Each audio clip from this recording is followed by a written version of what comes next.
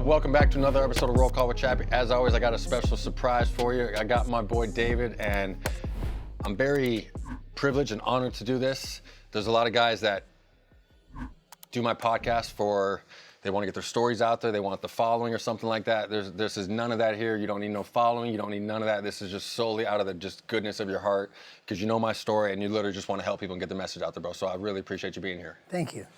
So let's get into, before the tattoos and stuff, how did you grow up? Because you had quite I would say your childhood, like you had 10 times more of a reason to end up where I did in prison or dead on the streets than I did. And I mean, you pulled up in a drop-top Bentley, so you're clearly doing pretty well for this day. So, but what was childhood life for you? My parents were first-generation Turkish in America, and we, like most first-generation families, they were pretty poor. They were smart, but grew up in a trailer park. My mom was a math teacher, so she didn't make much, and it was just, I guess. Just your typical poor kid, underprivileged, secondhand clothes, collecting cans and mulch with my dad to be able to pay for dinner and, get acclimated to America. And you did make a comment outside too. I think you said, what, all crimes start with poverty, right? Correct. So that's clearly probably how your childhood started, right? Honestly, rebellion and poverty. Okay.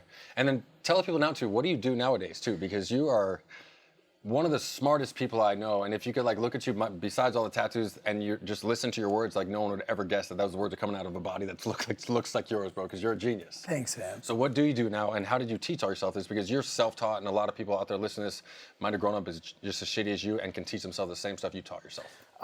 Artificial intelligence and machine learning. I focus on financial technology, natural language processing, language models, convolutional neural networks, and pretty much recreating what we are in a computer. Can you break that down for the people a little bit?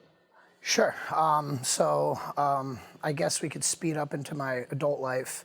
About 8 years ago, I got working with one of the largest fintech firms in the United States, and we built cryptocurrency bond and stock exchanges, high-frequency trading systems, anti-market manipulation software built into the matching engine to protect against market manipulation, and some really high-end financial technology stuff. We also start doing projects for the NSA, In-Q-Tel, CIA, DOD, DOJ, pretty much every three-letter agency.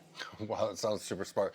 So then all the AI stuff, how did you get into that? And where did you literally learn artificial intelligence stuff? It started with a guy named Richard Garner. Okay. And basically, I was a fly on the wall for a while, but with anything, I focused and was passionate about it and began to excel.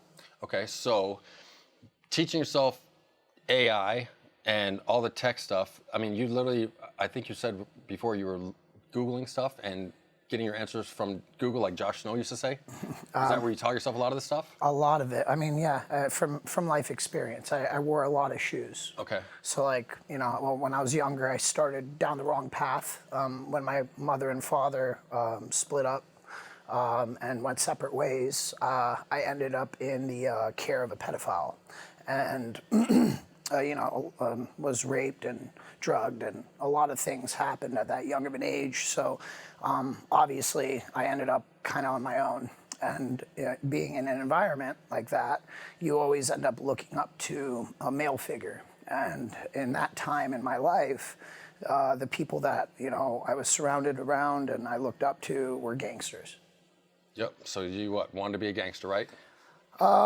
Yeah, sure. I was always a really smart kid, so it always ended up where, I never chose to be a leader, but I always ended up in a leader position. Okay. So it didn't really matter what I did in life. I was always the best at it. So sure. If I was going to be a gangster, I was going to be the best one. Yep. So I want to talk about this too, the subconscious mind. Telling yourself what is right and wrong, because you're very, very familiar with this too. So can you break that down for the viewers too about the subconscious mind and what we tell ourselves is right and wrong? And if you could use the example about your friend, you had a friend whose son died. Yes. Can you please tell that story for the viewers too? Yeah. So like everybody in life, I was my own worst enemy. And what happens in life is you constantly make excuses for yourself. You constantly say, I'm going to fix this tomorrow, or I'm going to fix this the next week, or I'm going to slowly work at it, when in reality is that's not how it works. How it works is discipline. You discipline yourself. You change anything you want in one day. It's all about making the change that day, and then every day after, not breaking it. And that's what's discipline. Yeah. So people get easily persuaded by drugs, alcohol, people, because they lack discipline. Yep. So in this case, I learned at a young age, that, from my, gangster past, that my word was everything. And as I moved into artificial intelligence and machine learning, that same principle applies. A algorithm, which is written within a neural network, is a defined set of variables. That means it doesn't change. So it's not like, you tell somebody something, right? And then the next day you go back on what you said. What you realistically are doing there is you're just a bunch of random events. You're chaotic, right? Another example of that would be in like trading financial assets, right? When you're a trader, you have a trading strategy. So even if you're losing in a trade, you stick to it.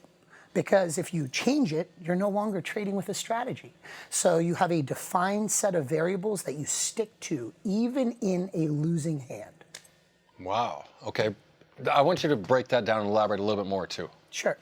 Like, you say that like we're told what is right and what is wrong, Yes. and what we think is good and what is bad. Yes. So like the example, and it's such a powerful story that you told me just the other day when we were talking at your house about the guy's son who died, Sure. and they celebrated too. So this is a story that I wanted you to break down for the viewers too, because Sure. it's huge to me. So working on language models and training them based on large data sets, we learn a lot about ourselves because artificial intelligence is no different than us.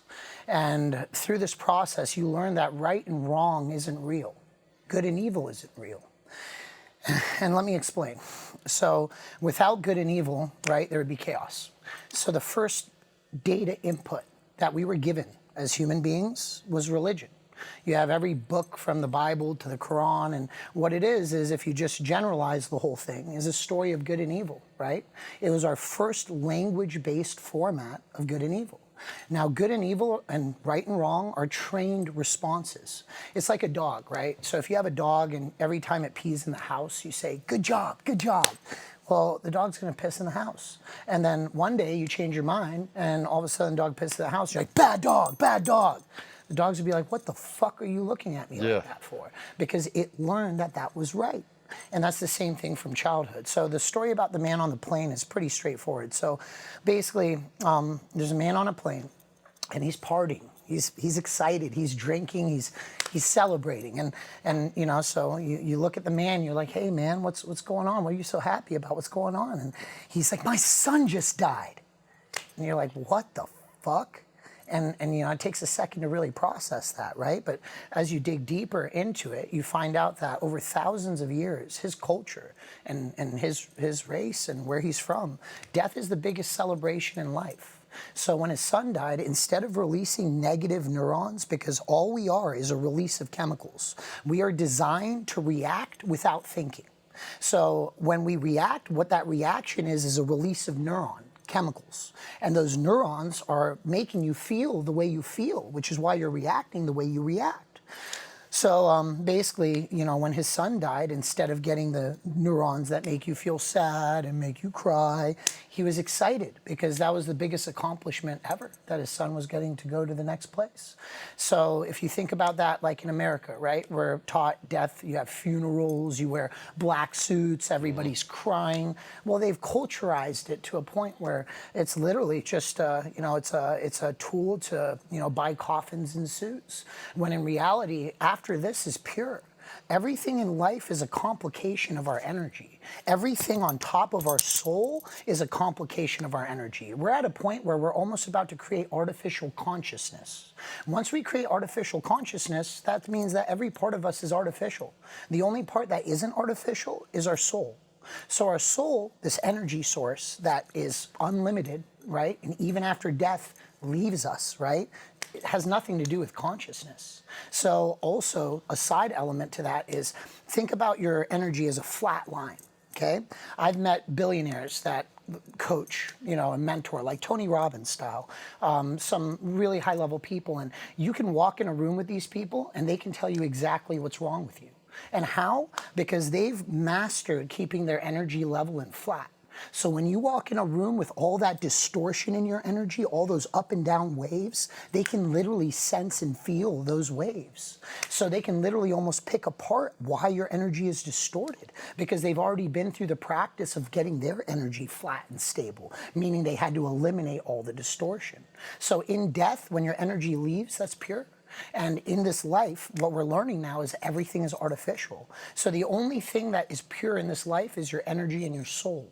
So your energy is literally the basis of life. And if you look at life in a whole, right, the most valuable currency is energy.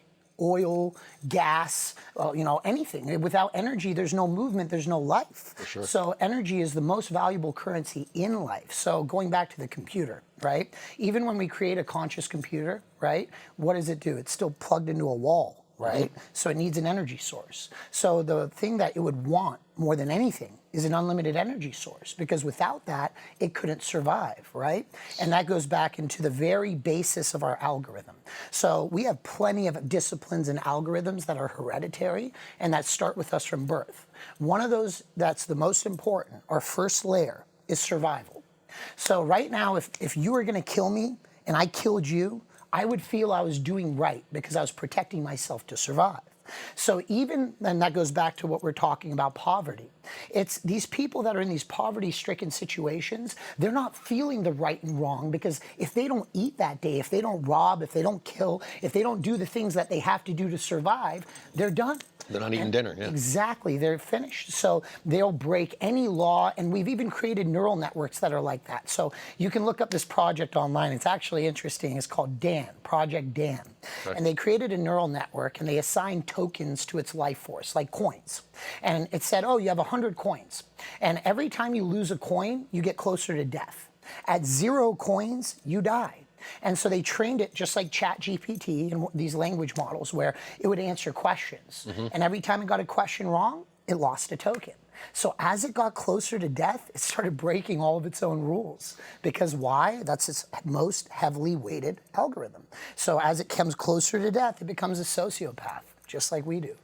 Dude, wow, that's nuts. Yeah, crazy, right? Yeah, and then you also made another cool point too, and I'm a firm believer of this too. Like, what you put in your head is in your head too. So you said you don't listen to rap music a lot now too? So I grew up, gang banging rap. I got the high off being able to take your bitch, take your money, take your house, take anything from you, and I lived off that feeling, right?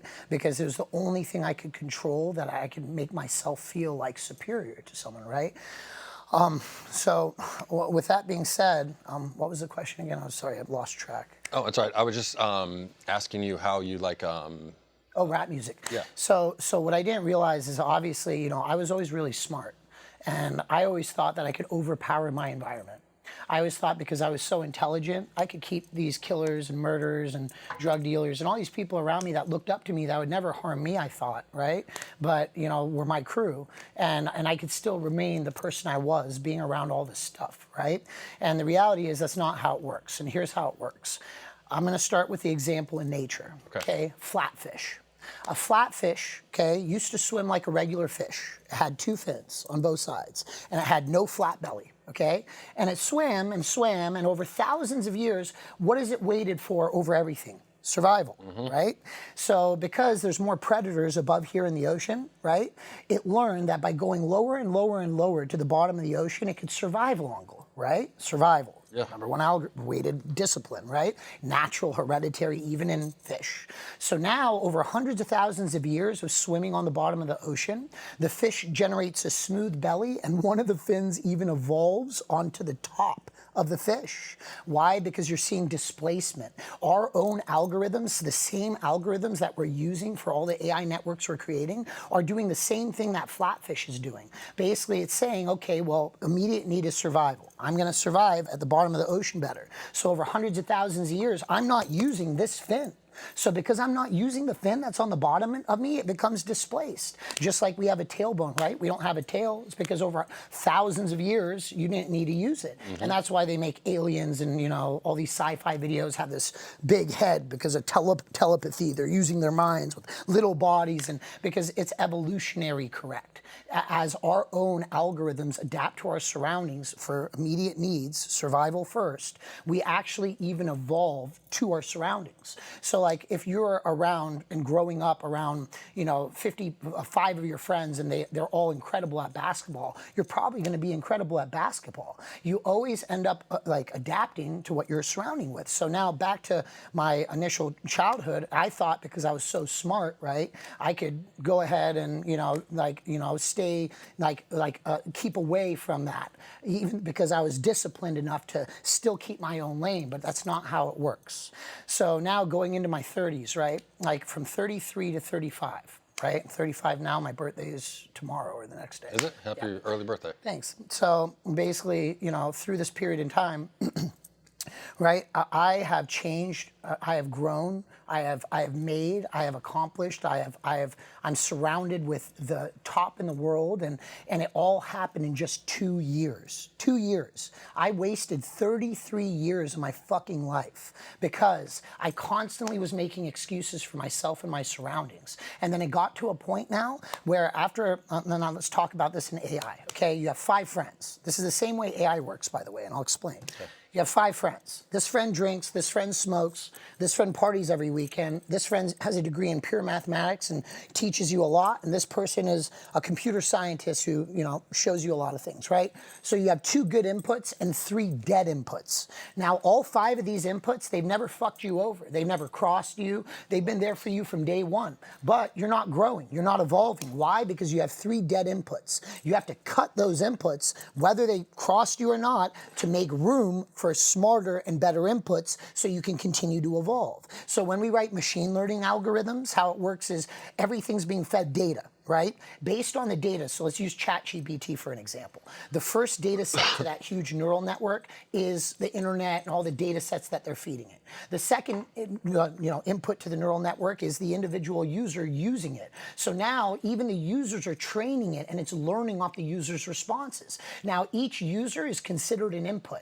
So what is ChatGPT doing in the background? It's constantly filtering those inputs. This person's giving me good answers. I'm learning from this person. This person is not. This is a dead input. And it's filtering and filtering and filtering, making smarter and getting smarter and evolving and evolving and evolving. And that's why people are worried that AI will become a sociopath, right? Because it doesn't have that human connection, right? So my 5 friends, I might be boys with them forever, so I didn't cut them off. AI, you're cut, you're cut, you're cut. And even the 2 people that were smart will get cut for someone smarter. And that way it's continuously evolving. It's the same exact way our body works, our mind works. These are evolutionary algorithms. It's called bio-inspired artificial intelligence, which is the basis of everything that we're creating today. Wow. So what's the best piece of advice for someone that's got those 3 deadweight friends that are right there too, but they're their boys? Honestly, cut them off. I mean, here's the bottom line, man. Like, it depends on what you want out of life. If you want to be comfortable, be comfortable. So here's what I did in my life. I'll just give you my format. Yeah. So as I got deeper into artificial intelligence, as I started learning more, I started applying the concepts to my very own life because I wanted to see how they'd impact and affect my life. And it just was incredible. Really? I mean, right now I am in heaven. I wake up, I get goosebumps when I go to the gym. I'm so happy. I'm surrounded with pure positivity. So it comes down to understanding us. People always go to God, religion, all these different things without even understanding themselves. How are you going to turn to the outside without even knowing how you work? So the first place you look is here, okay? Because this controls this. So use your mind to control your body, right? Number 1. So how does your mind work? You are designed to react before thinking, right? So first you need to train yourself to slow down. How do you do that? Meditation is one. Why? Because meditation, how you're supposed to do it is you have 10 minutes of silence, then you have 15 minutes of like a word of wisdom. You could use anything. Mine was im. That's what they gave me when I was a kid, right? Okay. Im. Well, what's going on there is just using one word over and over, you're training your hyperfocus. So here, now you have 10 minutes of silence. Your mind is the biggest trickster you'll ever have in your life. A mind that has free thoughts is a dangerous, deadly place. It's just like the saying, you know, idle hands are the devil's playground, right? So a lot of people stay busy, but that's not what you're supposed to do. What you're supposed to do is control your thoughts. So by sitting in 10 minutes in silence every day, you're blocking it all out. You're disciplining your mind from having free thoughts. And your mind's extremely powerful. It can have multiple thoughts in parallel. It's like Google searching 20 things at the same time. That's what your mind can do. So now you're having all these thoughts and it's just distractions. So now you discipline yourself. You block them out. Then after 10 minutes of silence, you bring in your word of wisdom, your mantra. All it is one word, whatever it is, right? With your eyes shut. Well, what are you doing? You're training hyper focus in a disciplined environment. You're disciplining your mind from having free thought, then you're repeating one thing over and over and over in a pattern, in a rhythm. And what do you think that's doing? Hyperfocus, hyperfocus, hyperfocus. And every single billionaire I work with today, that's their superpower, hyperfocus. Jeez, bro. I love it. Yeah. So that was the first part, right? So after you learn to slow down yourself, right? The next part is rewiring your neural responses. This is what I'm big on. So check it out. Here's a couple examples, right? Like, you know, where we're from or where you're from, you know, I've been charged with 22 felonies in my life, convicted of 0. Yep. I was lucky enough to always be making a lot of money when I got to that part in my life, right? And I don't want to even get into it, but anything you could imagine from the worst movies I've been around. So going into like what we should be talking about, right? Okay, so there's 2 ways this goes. You call me a bitch, okay? In prison or anywhere else, you're fighting to the death, all right? That's how it goes. You're going to stand up for yourself and so on and so forth. In those environments, you have to, because that's what you need for survival. Yep. But when you get out of those environments, it's not how it works out here. So here's how you retrain yourself on just this basic one, because I know a lot of timers struggle with this. Yeah. My best friend did 20 years, STG'd, max yard for 10, in the whole half his fucking time, ran 3 max yards, would get you hit with his long bow from his max yard down to a lower level yard, get you shanked right up in your cell. Yep. So like, you know, I've been around all these people and they look up to me. And because I help them with these things. And that goes back to here. So now you call me a bitch. My immediate response is anger, upset, blah, blah, blah, right? Okay? Well, as soon as you start having those feelings, those are negative feelings. Those feelings are going to start to control your life. You stop it. You catch it. You rewire the neural response. You go from anger to something polar opposite, empathy. So my best friend, Alex Grace, died of cancer when I was 9. I used to cut school every single day. I got actually expelled from my first elementary school or whatever, I think it was elementary, but I would sneak out of school every day and just go hold his hand while he died. And that was the most painful thing. I've been around murder, I've been around everything. And there's nothing worse than seeing someone who's young, that young, even at my age, at his age, watching your best friend die of cancer, going through chemotherapy, and just seeing that process, right? Then when I was 12, my other best friend died of cancer, and I went through the same thing again. So I can think about those thoughts right now, and I can really go into it, and I can start shedding tears. So now, when you call me a bitch, I picture you as a chemo patient with no hair, and I think of my friend Alex Grace. Why? Because I'm rewiring that neural response from anger to empathy. And then once I feel sorry for you, it's no longer a thing.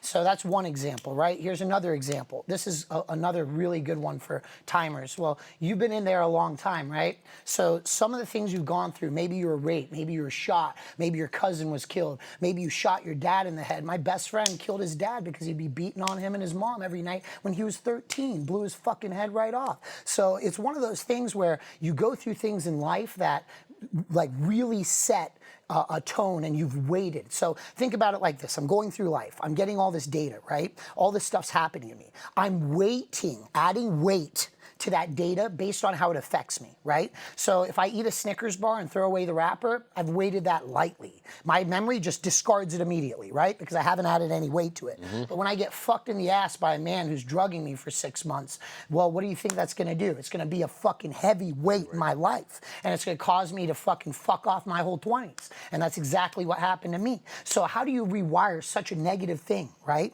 Well, That's the hard part. When you're going through a new situation, like here's me. I'm getting data, I'm getting data, I'm getting data. As I'm going through life and new events are happening, I go two directions. One direction is I've already been through something like this before, and I'm reacting based on what I went through before. Okay. The other one is I don't have enough data because I've never been through this. And that's where most people get anxiety, they get fear, they get all these other feelings, right, that block them from learning how to deal with that scenario, right? So it's much harder to rewire a set neural response based on a childhood event than wire something that's new. So let me give you an example of both. I used to think calculus was really difficult, okay? I learned it in one day. I think I could learn a language in 2 days. The point is because, well, I mean, obviously there's more data in a language, so it'd probably take a little longer, but the point is I can learn anything like that. Okay. Why? I'm not more special than anybody. It's because the second I start looking at something, let's use calculus as an example.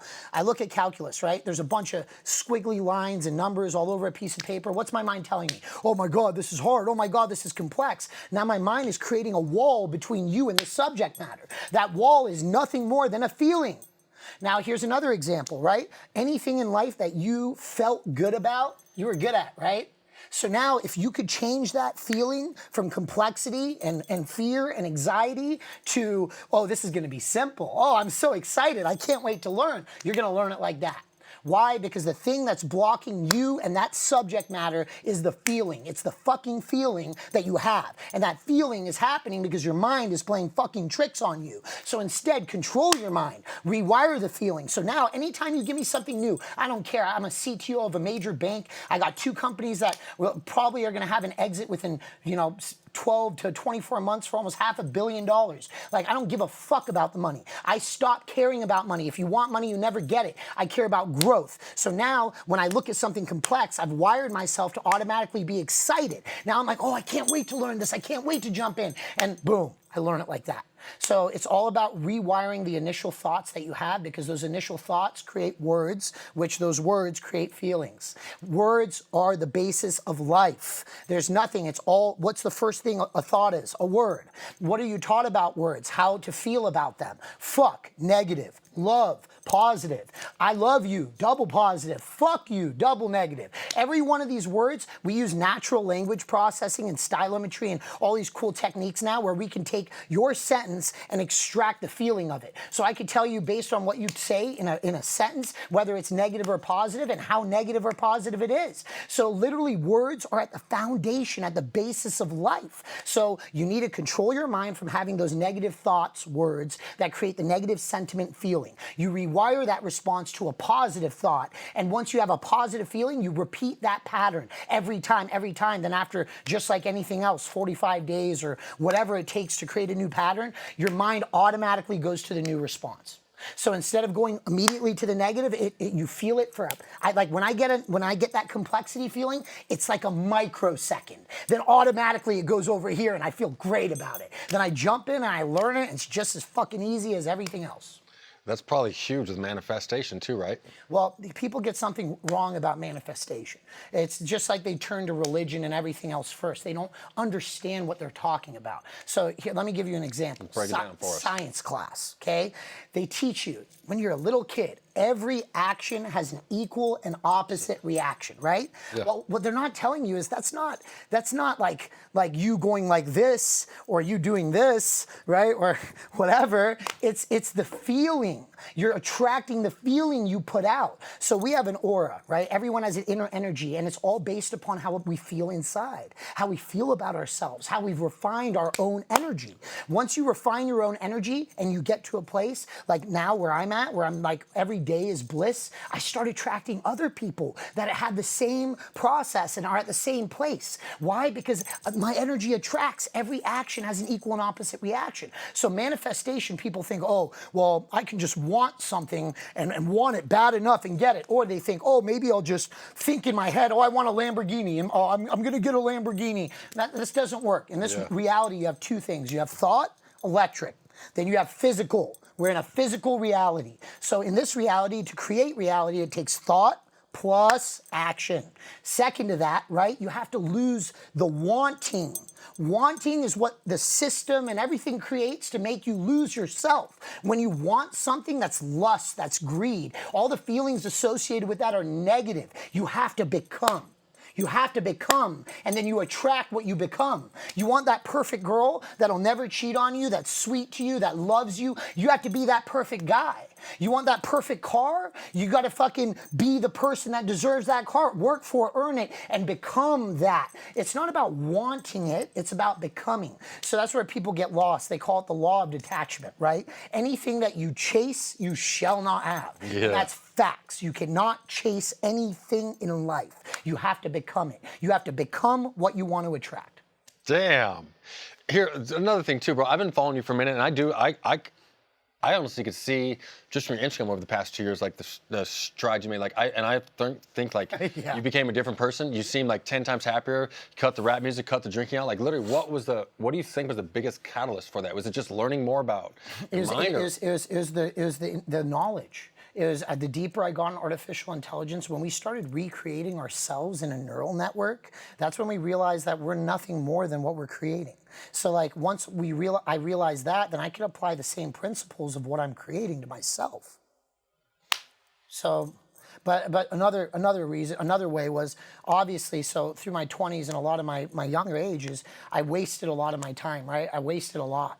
And it's because I've always made an excuse for myself, right? But like to be honest, the biggest change, the biggest factor was that. And then also a friend of mine, his name's Chad Noosh, and when I met him... Shout out to Chad. Yeah, so Chad basically was, he's a good-looking alpha, badass, just got out of federal prison, kind of like, just like me, right? But like, when he was in there, he had so much time by himself that he fixed himself, and he got rid of all the issues, and when he came out, he was open to grow. And like to be honest, I've never done anything for myself.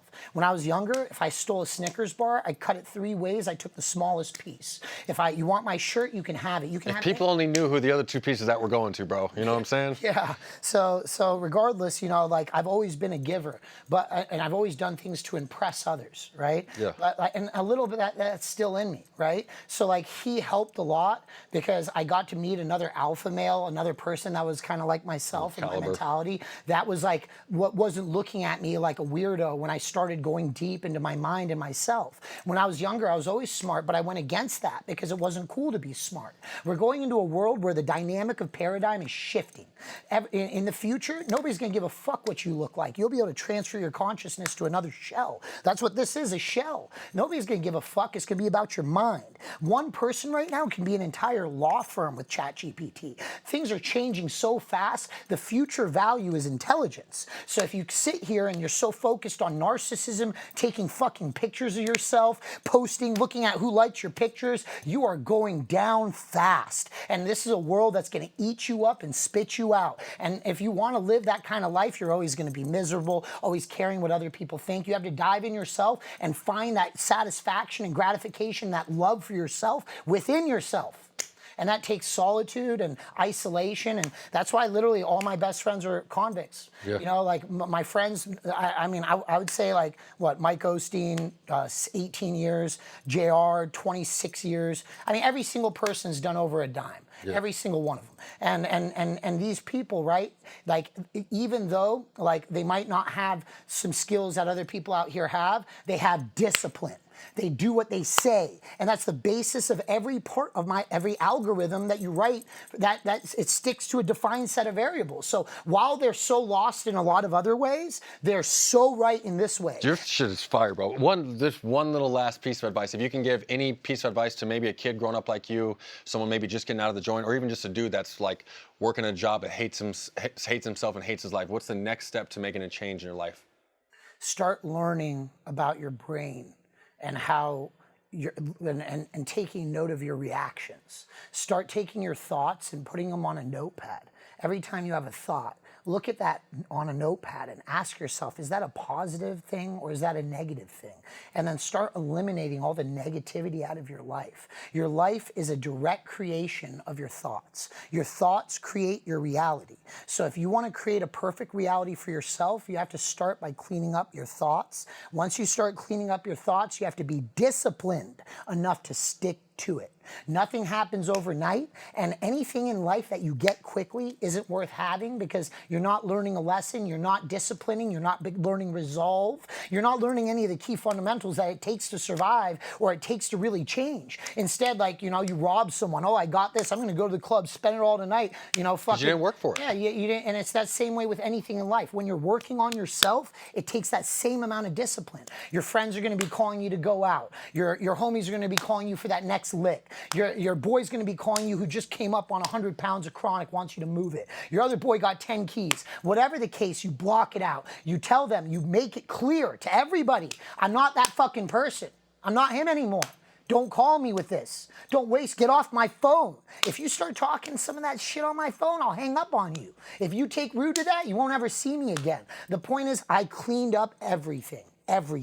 And so now, every thought, positive. Every person positive, every woman in my life. My texts are, good morning, I took some of the stuff you did and oh my God, it's working so well and I'm so happy, thank you, David. And it's just every person, every text, everything is positive. And we don't gossip about nobody that's not in the room. We don't talk about things that don't matter. I don't give a fuck about this watch. Chad gave it to me.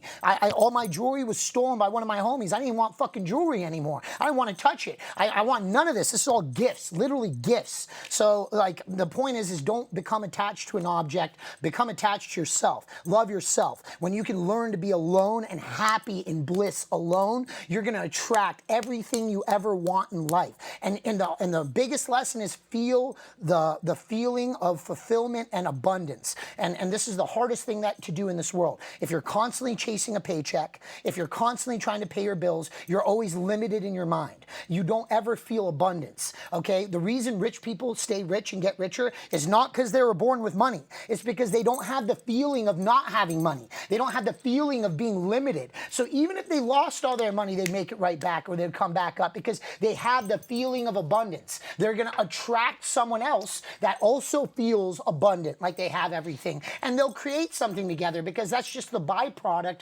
of making your energy flat. Wow. Dude, thank you for being here. Thank you guys for tuning in to another episode of Roll Call with Chappy. Listen to this one twice in a row. Like, there's some gems on there. And dude, for real, thank you so much for being here. Thank you guys for listening again. Have an awesome week.